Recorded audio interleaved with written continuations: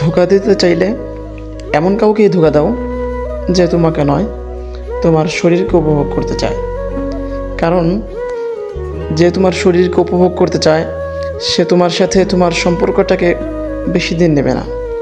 দেখো, যদি তুমি তোমার ভালোবাসার মানুষটাকে সঠিক না পাও, তাহলে দেখবে সে তোমার সাথে শারীরিক সম্পর্ক করার আগ মুহূর্ত পর্যন্ত এমন ভালোবাসা দেখাবে যে তুমি মনে করবে সে তোমাকে ছাড়া কিছুই বোঝে না।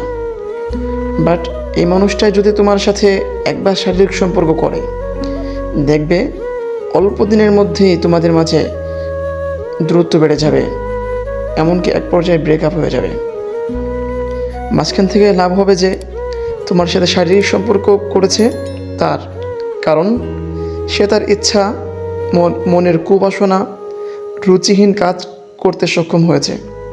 আর লস হবে তোমার, কারণ তুমি কোনোদিন মানুষের সামনে, তোমার জীবন সঙ্গীর সামনে নিজেকে কুমারী হিসেবে পেশ করতে পারবে না। শুধু তাই নয়, ঘটনাক্রমে যদি মানুষেরা জেনে যায়, তাহলে এত বেশি লাঞ্ছিত, অপমানিত হবে যে কখনো নিজেকে ক্ষমা করতে পারবে না। পক্ষান্তরে ভালোবাসতে চাইলে এমন কাউকেই ভালোবাসো যে তোমার শরীরকে নয়, তোমার চেহারাকে নয়, তোমাকে ভালোবাসবে। তাহলেই দেখবে ইনশাআল্লাহ তোমাদের ভালোবাসাটা পবিত্র হবে।